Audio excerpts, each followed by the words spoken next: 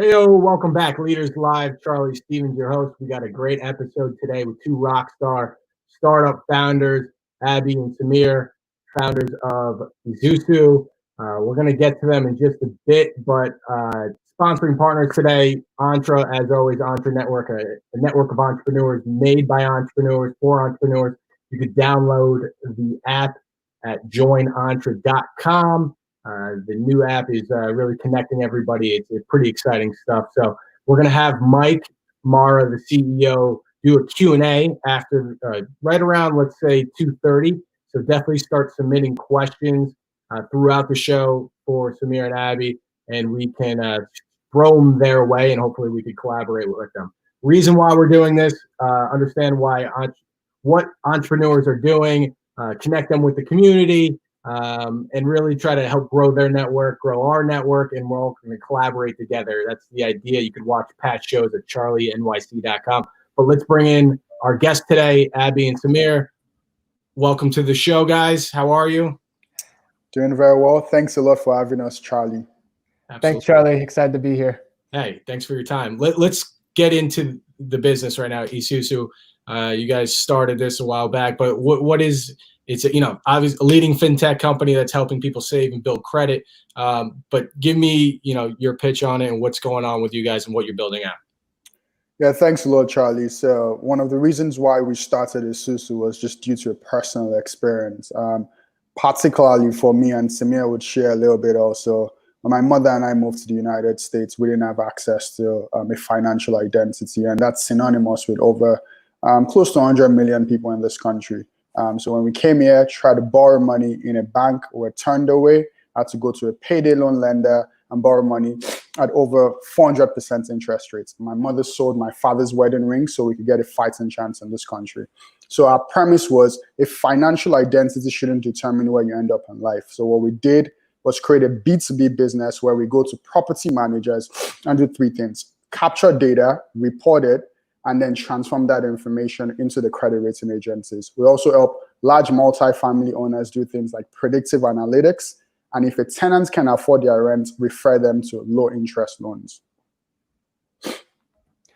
Yeah, thanks, Abby. And similarly, on my end, started Esusu from a personal experience. My folks immigrated here from New Delhi, India, and thought that we had made it, and that just wasn't the experience that we had in this country. On my father's first day here, he was mugged, so we started out with no money, nowhere to go, and really no credit score. And so, like Abby mentioned, inspired by those experiences, decided to kick off into Esusu. And we've been building this now for 4 years, and we partner with over 35 large multifamily owners and operators that cover over 200,000 rental units nationwide. Right. So let's talk about those partners. I mean, you guys are you're helping people rent apartments and get the credit so that they can move forward. Give us a little bit more of, let's say, the services that you're providing in a little bit more depth so people can understand. They'll go to your website, they can check it out. But how are you helping, these people out? Thanks, Charlie. So if we think about the landlord, right? Landlords, the most important thing is to make sure you get your money at the end of the month. So your net operating income. So for us, what we do is, how do we make sure landlords can essentially do three things? Number one, make sure money comes on time. And then number two, make sure that we can predict the risk of tenants in the building. And then if anything is wrong, how do we make sure they have the cash to be able to lend money to stay in their homes? And as a society, we're not solving homelessness backwards. So tactically, the way it works is, take, for example, one of the biggest multifamily owners, like, let's take Mercy Housing, for example. We work with them, capture rental data, and then report that data into Experian, TransUnion, and Equifax. When we do that, tenants start to think about credit and paying rent on time as a credit building activity, right? So it encourages them to pay on time.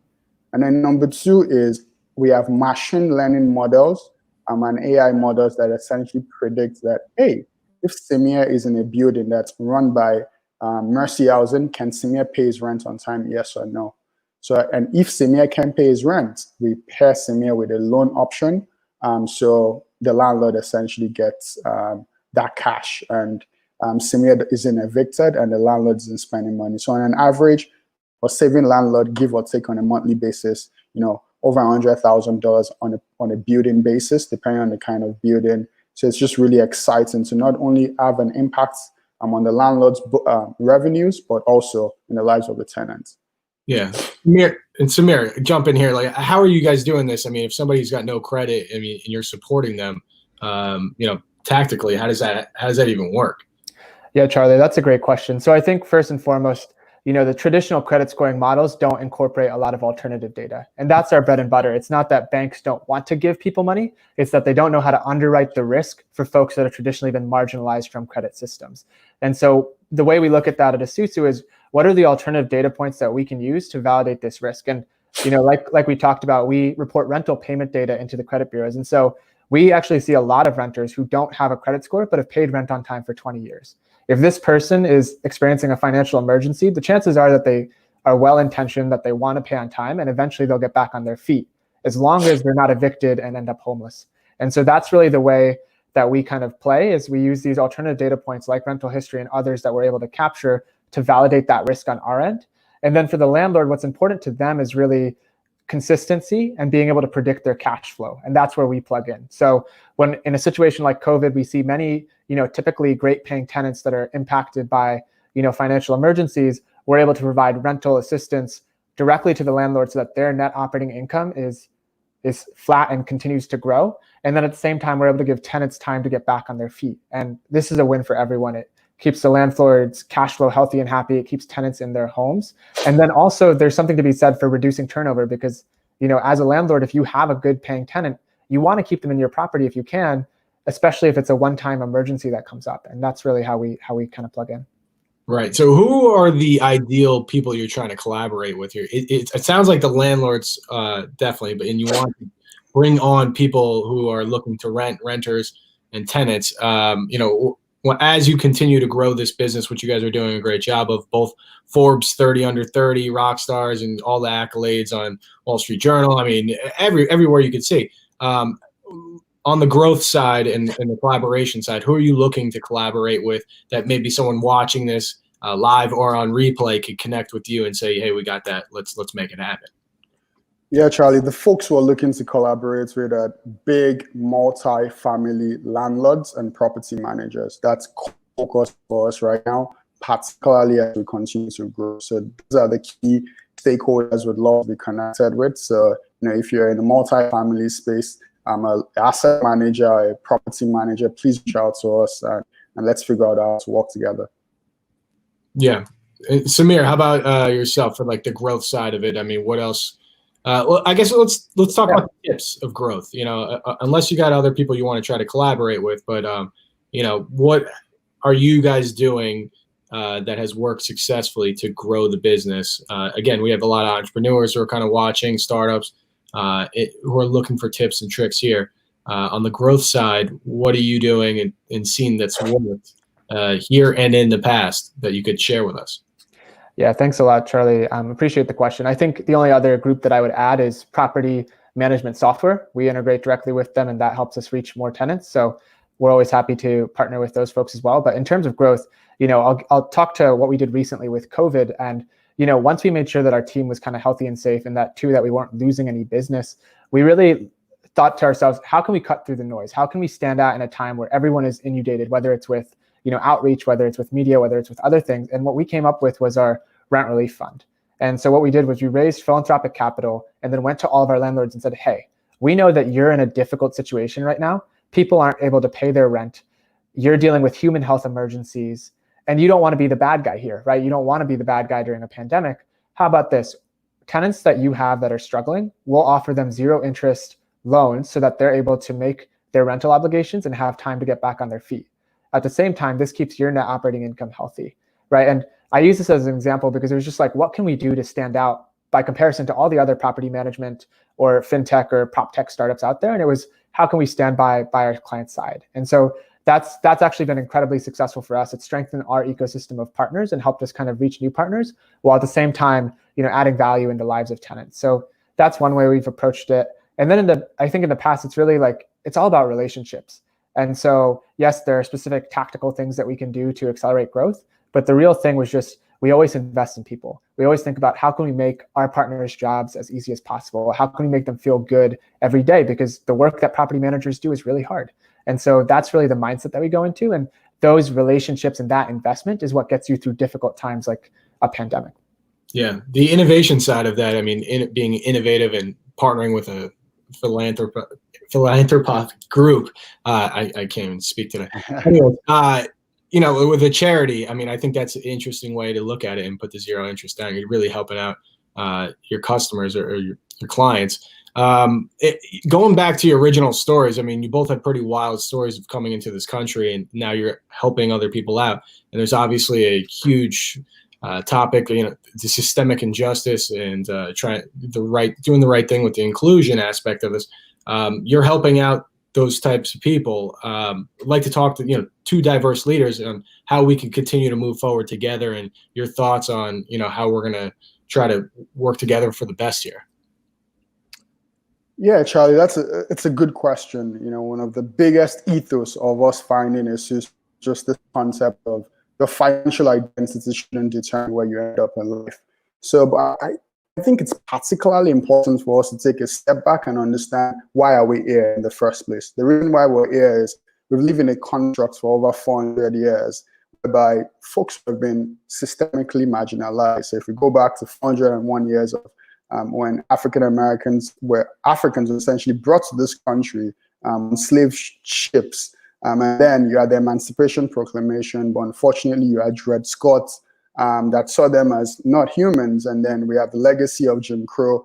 But particularly, one of the ways we went wrong in the United States was really, in the Federal Housing Authority, fundamentally discriminating against African Americans and other people of color, whereby we had in the law that if you're Black, you shouldn't get access to cheap loans. Or even if you fought in the war, your GI Bill might not be there when you get back from the war. So that's systemic inequality. And when we think about today, the biggest driver of wealth is home ownership.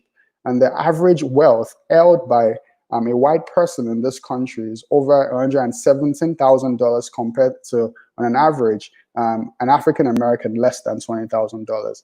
So that's the systemic divide we've essentially created in this country. It is important for us as a society to understand that legacy and that history. And when we do, the question is, what are some of the things we do moving forward? So there are three things we've thought about. Number one, we need to try to create a loan loss reserve fund, a $1 trillion fund whereby we try to right the wrongs of the past. And what does that mean? In the 60s, the 30s through the 60s, the Federal Housing Authority gave up what we called, cheap mortgage loans, right? It's time to do that for people of color and then level the playing field. Because when these people do well, America does well. An interesting statistic is 69 million people in this country does not have a credit score, right? And then majority of these people are going to payday loan lenders like my mother and I when we came to this country, and that industry in and of itself is around $1.1 trillion, right? And the average debt in the United States is $135,000. If you do the math, no need to do market sizing, no complications here, 70 million times $135,000. Guess what we find? We can unlock over $11 trillion in capital in this United States, the greatest nation on the surface of the planet. That's what we're fighting for here, and that's the fundamental thing we need to do. But for us to do that, we need to unlock the capital through the Federal Reserve Bank. We are pushing for $1 trillion to make sure we can level the playing field for folks that have been fundamentally left behind. And once those people are participating in the economy, it's not only a nice thing to do for the person that can afford to get a fighting chance, it's a great thing for the greatest nation on the surface of the earth. I think so. Samir, you going to add something to that? I can't really add too much to what Abby's outlined. I think it was very comprehensive, but two things that I'll point out are, one, in order for us to make progress, we need to have intentionality as a nation, as the systems we've designed don't work. If we just sit back and let things go on the way that they've been going on, we'll continue to perpetuate the wrongs that we've seen for the past 400 years. So I think step one is we need to, as Abby said, recognize the legacy of this country.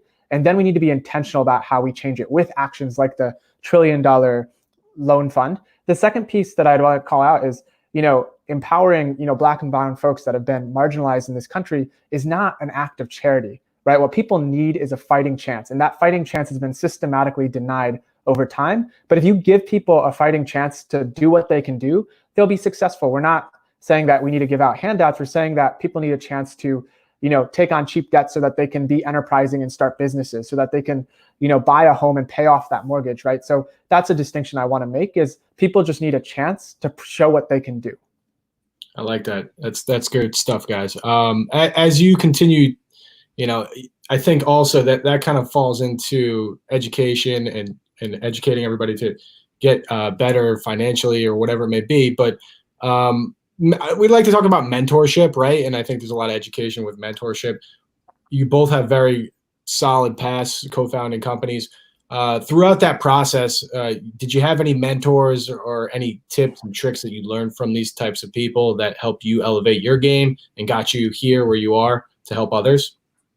Charlie, it's a fantastic question. And at Esusu, we like to say it takes a village. And the fundamental premise of the founding of our company is, if you want to go fast, you go alone. But if you want to go far, we must fundamentally go together. Why?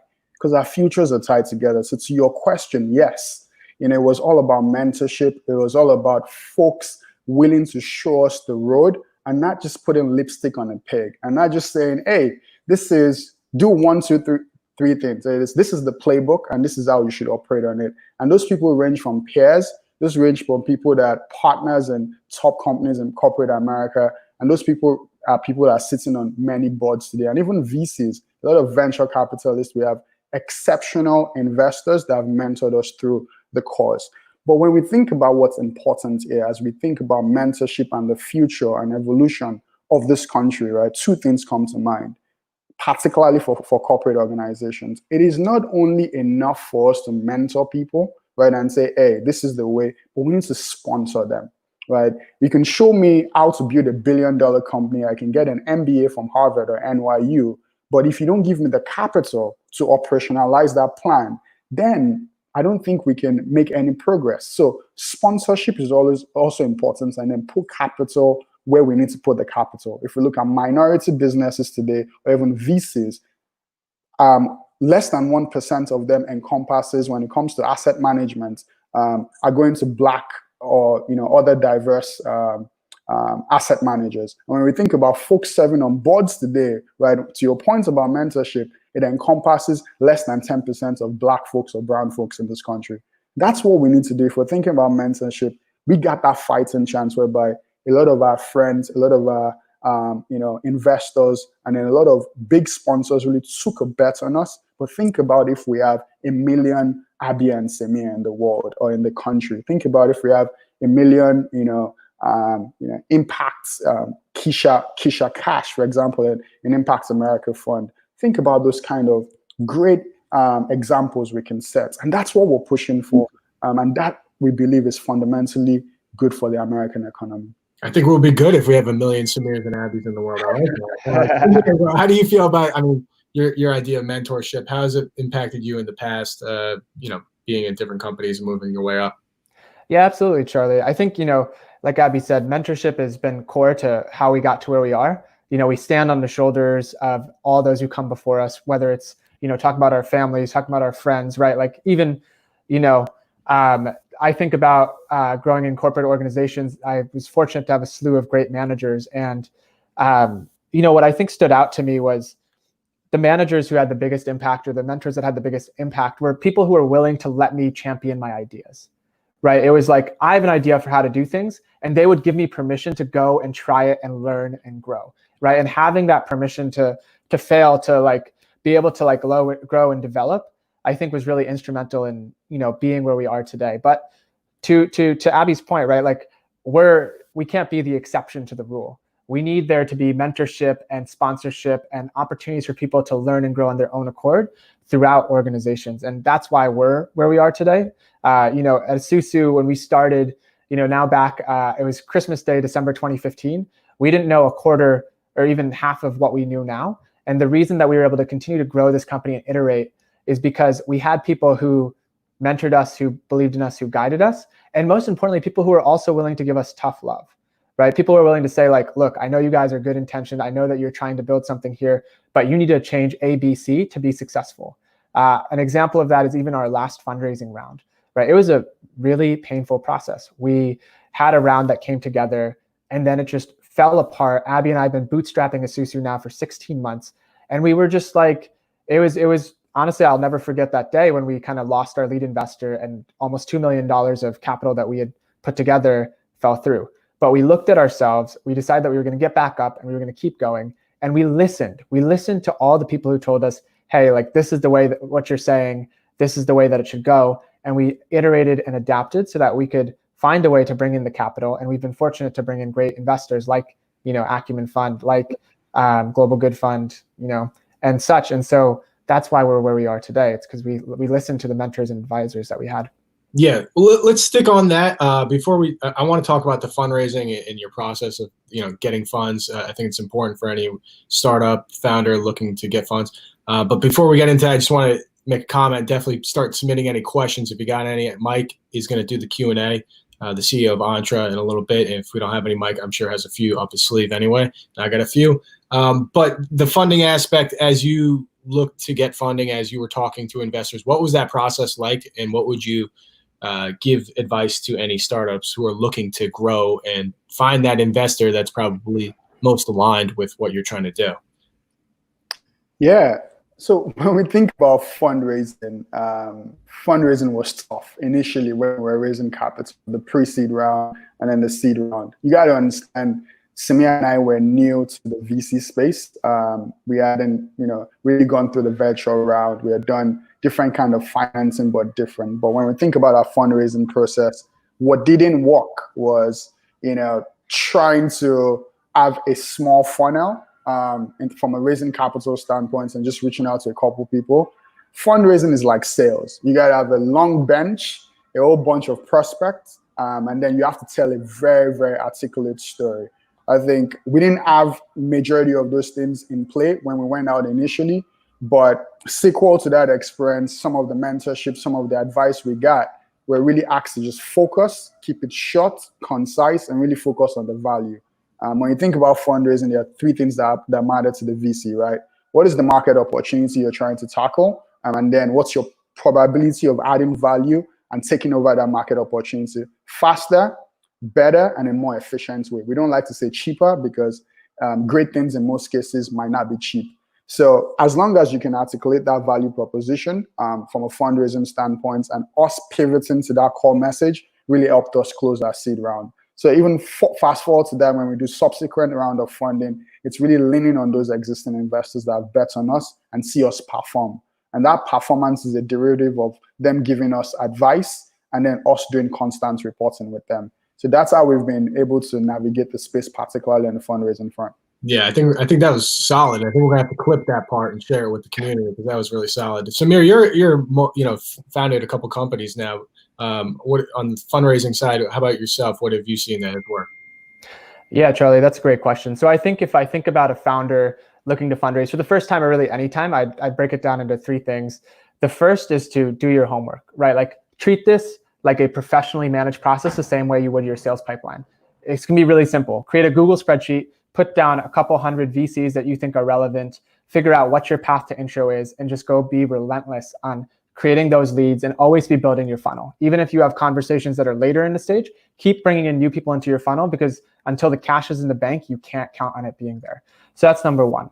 Number two would be prepared in the sense of, having all your documents and things ready to go. So create a data room. A data room is basically a glorified folder that has a bunch of information about different parts of your company. This is valuable, especially in early stage investing for two reasons. One, it makes it appear that you're very put together, whether or not you actually are. But then two, and most importantly, it saves you a ton of time, right? So rather than going back and forth where an investor says, can I see your deck? You give them your deck. Then they say, can I see your financial model? You give them your financial model. You can just give it to them if you deem that they're serious, right? And there's obviously many more tactics in that, but one of the things that you learn in fundraising is conserving your energy, and a data room is a great way to do that.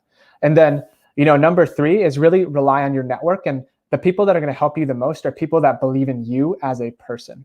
It's the people that have seen you work professionally. It's the people that are in your court no matter what, and those are the people that are going to unlock doors for you. Those are the people that you're going to be able to call when shit hits the fan and you just need someone to hear you out. So really be sure to keep those relationships, know who you can count on, whether it's for literal tactical advice or just emotional support, because, fundraising is hard. And, I'm fortunate to have a great partner like Abbey that we can kind of express our frustrations. But if you're a solo founder, you don't have that great dynamic, it's even harder. Yeah, I think a lot of people are going to believe in you after this, or at least any broadcast that you're on. I mean, you guys are talking the talk for sure. And when you get to the next fundraising round, let me know. Hopefully I can help out by making some introductions to the VCs we've had on the show. Before we get to the Q&A with Mike, Mara, last question I kind of have is more so on the networking side, right? So to grow your network, to grow your business, you got to be mingling with a lot of different people. How do you network, and then how do you stay in contact with that network to really transact or, convert? And I'll start with Samir this time. Yeah, thanks, Charlie. I appreciate the question. As a former, LinkedIner, this is like part of my DNA at this stage. I'd really say, once again, it comes to three things. The first is that you got to make networking your own game. And the reason I say that is because I hear a lot of people talk about extroverts versus introverts. And, I'm an extrovert. I get energy from talking to people. I love talking to people, but there's a lot of people who don't. And so my advice for that is, when you're at a networking event, for example, you don't have to be the person that talks to every single person in the room. If your strength is deep one-on-one conversations, find that one or two people that you can talk to and build a real connection with, right? Or try to get information so that you can set up a coffee chat so it can be more on your terms. The point being that whether you're extroverted or introverted, make networking your game. Understand where you feel comfortable engaging with people and building real connections, and drive your networking efforts to those forums and platforms. Number two would be to, networking is all about adding value. And I think sometimes people think that, adding value means that you have to do something crazy, but sometimes it's enough to just let people know that you're thinking about them. And so a couple of things that I really try to do is, every time I meet someone, I think, who are three people that I can introduce you to that can help you achieve your dream or whatever it is that's most important to you in your life, right? That doesn't take too much for me, and it's additive to multiple parts of my network. Another thing that's really easy is I look at newsletters and I think of who is in my network that this could be applicable to, and I'll just send it to them and say, hey, saw this news, thought you might find an interesting read, was thinking of you, right? And just knowing that you're there, that you're thinking about them, can be enough. It doesn't mean that you have to necessarily, go crazy above and beyond, because everyone's busy. And so sometimes it's those light touches. And then number three is it's the basics, but something as simple as following through and following up can make a big difference. So if you have a conversation, you say, hey, I can do ABC, like make sure that you're the person that follows up on that. If someone emails you, just make sure that you respond. There's a lot that you can get by just following up on things. And that's actually where most people fall through. I see a lot of people who ask me for things like help with like finding a job or something. I'll respond to them and then they don't respond back to me. Right. And so I just say following up and following through really does make a difference. Those would be my kind of top three tips. Samir's dropping gems right now. You could do a keynote. I will say this before we get to Abbey. I like the idea that you were saying to definitely introduce the three different people that may work, because it also keeps you in contact with those three other people that you just reached out to. And hopefully, there's some connections there that they'll always remember that you made that connection. Abbey, how about networking on your side? Thanks, Charlie. My advice to folks is, number one, read the book Never Eat Alone by Keith Ferrazzi. Just as a starting point from an academic standpoint, so just how things work, just read that book, you'll be good. But I also want to stress the fact that you need to do the work. For you to have a network, the fundamental concept of a network is essentially stuff, a collective coming together. But you are strong as your network, right? So what I always do and what I encourage folks to do is just be willing to put your name on the line. You can have 10,000 people on your network, but if they're not asking you for stuff or you're not adding value for them, there's something wrong. And what that stems from is, if you have someone that wants to raise capital and then that person is asking you, introduce me to your lead investor, don't think about what you're going to lead investor tomorrow. Put yourself on the line and say, look, this person is my friend, obviously with the right vetting. Put your name out there for them, because that's what makes the difference. If we don't go an extra mile, then all the friendship, all the networking we're doing is just surface level. But if we want to have that deep connections, I like saying, don't put lipstick on a pig. It's no value to have 100,000 people that you can't do anything for, but think about those deep things and the sacrifices you can make for people. And for me, that's what I always do. Like if it's introduction to investors, take that step and put your name on the line, because some people be like, that's too much of an ask. I don't believe in that. We're all in the world where things come around. and just put in the real work of introducing people, and we're going to have a stronger society and ecosystem. Well said. I like that. We're going to bring in Mike Mara. He's going to do a little bit of the Q&A. I saw a question come in. I think he got a few texts coming in as well. Mike, what's up, guys? How are you guys? This is awesome. You guys were dropping bombs. This was, I felt like we were at a keynote or something. You guys were just going back and forth one at a time. No, this was great. I think you guys are spot on with all the advice that you gave, especially with the fundraising, networking, reaching out to people and everything. We have a question here from David on LinkedIn too. I'm assuming he's talking about, what are you guys doing to network right now? Like, obviously, you can't go out to events. Everything's virtual. Besides the stuff that you mentioned already about following up, sending out monthly emails, like updates, things like that. How are you guys going about networking, or what advice would you, I guess, say to founders right now to network? Right. Obviously, there's some virtual stuff that they can get into, but how should they be thinking about building relationships virtually right now? Because it's probably, we're probably going to be having to do this for the next, few months yet. Who knows how long. So how are you thinking about networking, or, reaching out to investors, or even just co-founders and things like that? What do you suggest? Yeah. Thanks, Michael, for the question, and also the kind words. So I think, a lot of people think that because there's no opportunity to meet with people in person, that there's no way to network. But I always like to say, for every challenge, there's also an opportunity. And the opportunity here is that busy people are less busy. Abby and I used to spend so much time just traveling to places, getting on airplanes, being offline, et cetera. People are literally just sitting in their homes right now. They don't have to commute. They don't have meetings in person. They don't have to travel. And so people are freer also. And so that also creates opportunities to reach out to people and maybe get time with people that you might not have been able to before, because they literally didn't have the hours or minutes in the day. So that's the opportunity. I'd say, to maximize that opportunity, I think, do your homework. It's what Abby said earlier, right? It's doing the work. If you really want to have a conversation with someone, you'd be surprised at how many kind of well-known or well-networked or out there people will respond to a note that's really thoughtful, no matter how busy or how successful they are. If you actually take the time to understand why you and a certain person should be talking, and do your homework on them, and understand how you might be able to add value for them, you can probably gain a lot of useful and insightful conversations that may not have been able to happen just out of busyness right now. So that would be the number one thing. I think beyond that, you already know the things around like virtual happy hours and such, so I won't regurgitate that. I'd say my last piece of advice would just be, COVID and the scenario that we're in right now is difficult for everyone in different ways, right? Everyone's fighting a battle that you might not know about. So just be thoughtful, be intentional in how you reach out, check in on people, and like small touches or gestures can go a long way, especially in a time like this. Yeah, I think that's awesome advice. Abby, do you have anything that you want to add to that? Yeah, I think one thing I would add, simple. I think David asked the question. My advice to David is simple. Whatever idea you have, whatever networks you want to develop, create a webinar, right? Or stuff that you can educate people, and then invite people and say, look, I'm doing this thought leadership. I think this might pique your interest.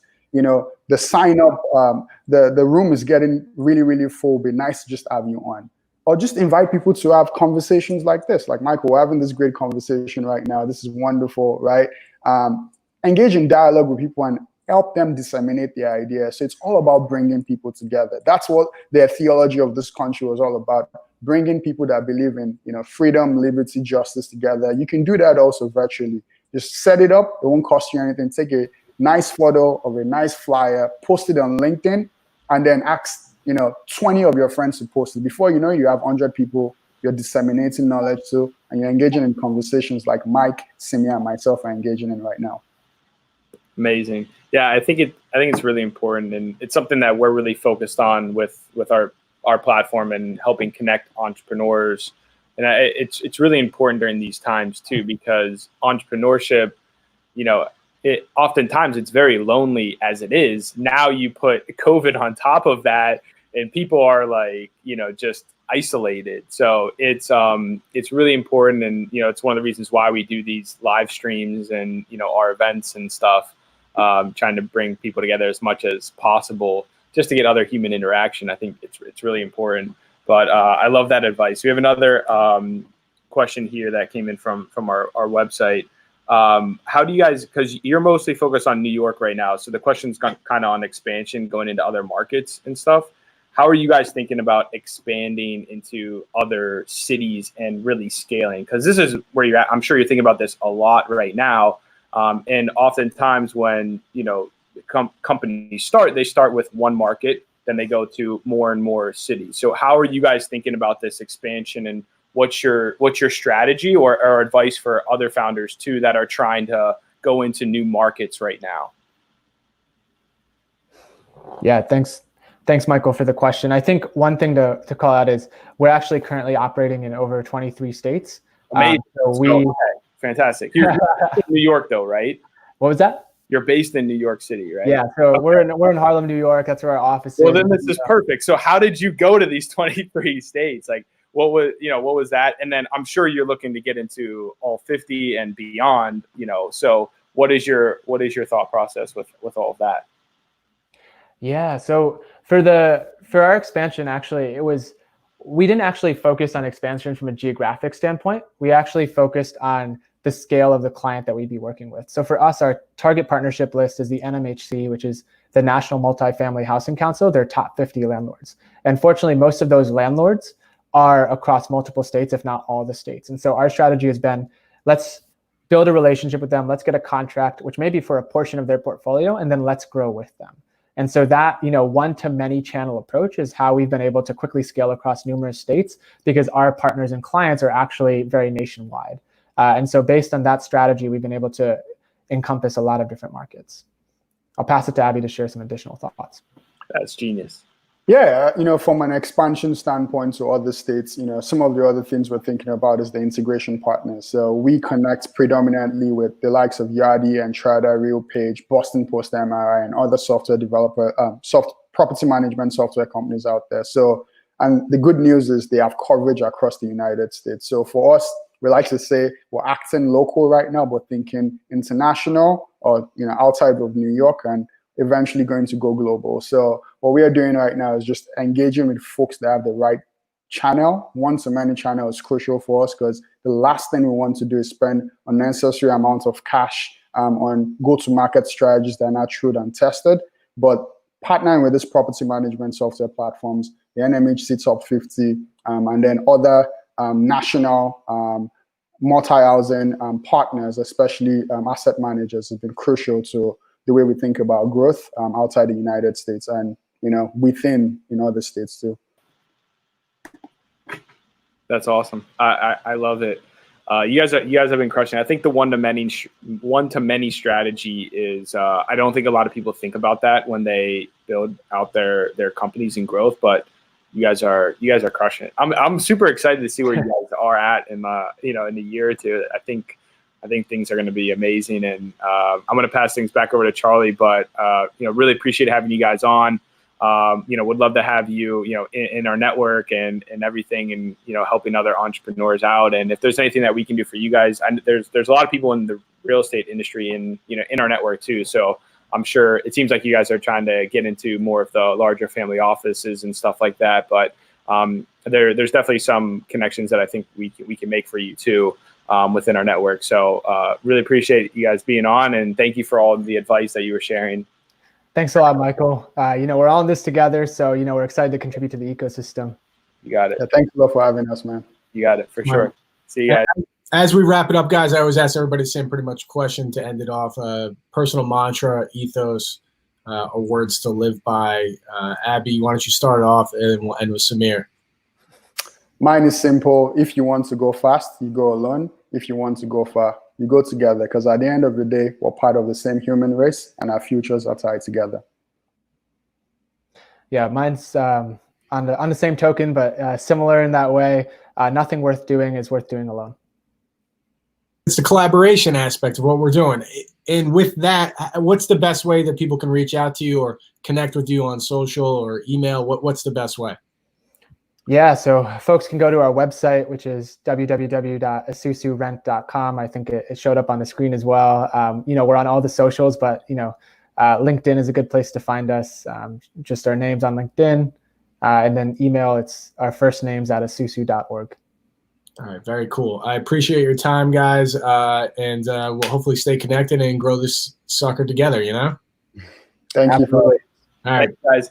Hey, real quick, we are going to do a how to win your pitch competition workshop on YouTube right after this. So for everyone watching, if you want to tune into that, I'll drop the link. But thank you guys so much. I just wanted to, I totally forgot to mention that. So thank you guys so much. We're doing a pitch competition next week. So it's a little like workshop for everybody. But thank you so much, guys. It was awesome. Thank you for having us, man. guys. All right. Thanks a lot, folks.